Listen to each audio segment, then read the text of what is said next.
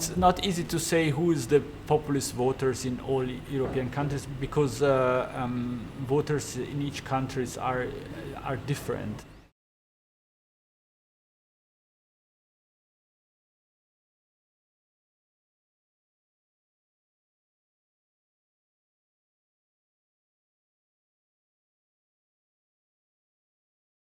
But for sure, we cannot argue that populist voters in countries like Germany are the economic losers.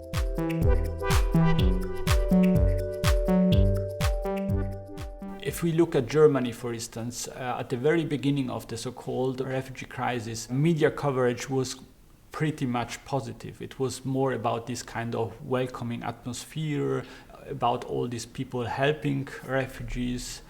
But then things changed with what happened in Cologne, with the attacks on women in New Year's Eve. From that moment on, coverage became much more critical, and migration started to be seen as a security issue, as something which is intrinsically related to crime. And this is why more people started to think of migration as something negative. There is a kind of cleavage between Eastern and Western Germany on the immigration issue.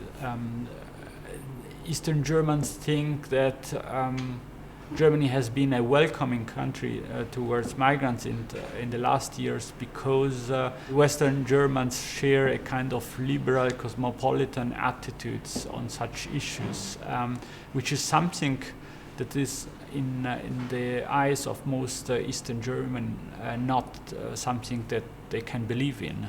They have a much more ethnocentric approach to politics. Right-wing populist party in Germany, the AfD, got more or less 12% at the last federal election in Germany. It didn't came out as an immigration-focused party. The main goal at the very beginning, when it was created, was criticizing the European Union. It came out in the so-called financial crisis, when many conservative Germans criticized the European Union for supporting Greece. The party got a lot of support, especially in Eastern Germany, and this has to do certainly to do also with skepticism in Eastern Europe towards migrants. The town where I come, for instance, is the town where the right-wing populist movement Pegida came out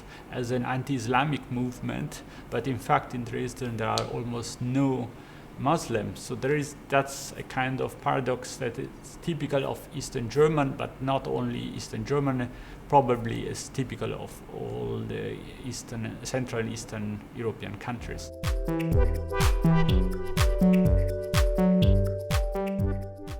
The Czech Republic is an interesting case because it's one of the few Central and Eastern European countries which is in fact becoming an immigration country.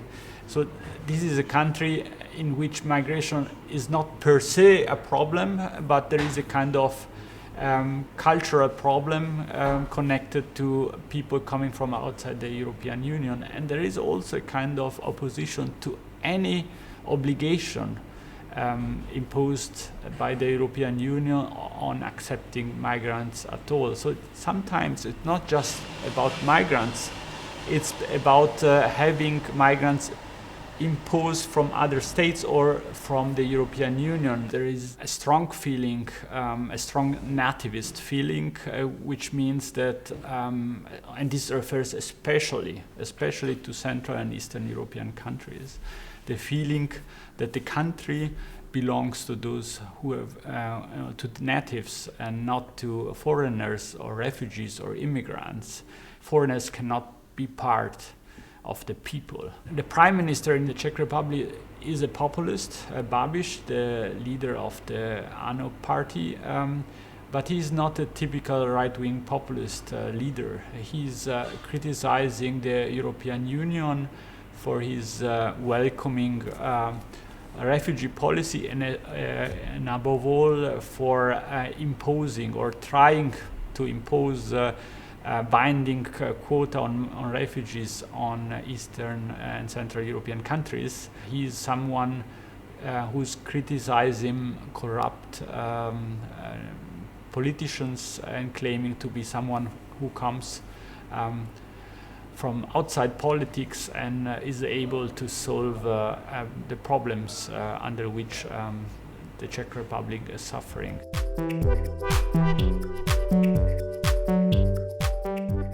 In Italy, you have not only a socio-economical cleavage between North and South, you have also electoral political cleavage between the North and South. In the North, you have a right-wing populist party, the Lega Nord, which is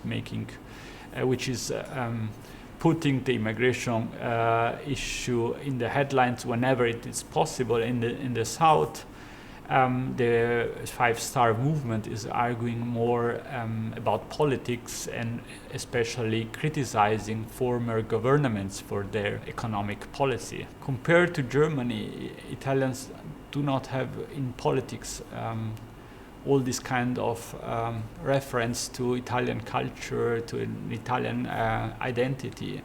Italy has always been a country which is pretty much divided, which has strong regional identities, and which had a party in the north, the Lega, in the 80s and the 90s, which was trying to campaign for secession. The Lega Nord, the right-wing populist party, is now pretty strong, but it came out later than in other countries. When you look at how Salvini, the leader of the right-wing populist party Lega, is arguing about migrants, it's more about crime, it's more about security, it's less about culture, and it's probably also less about Islam. He's much more looking at the society, claiming that migrants cause crime, which is actually not proved by data, but that's the way he's arguing. He's arguing that all crime issues in Italy are in a way related to migration.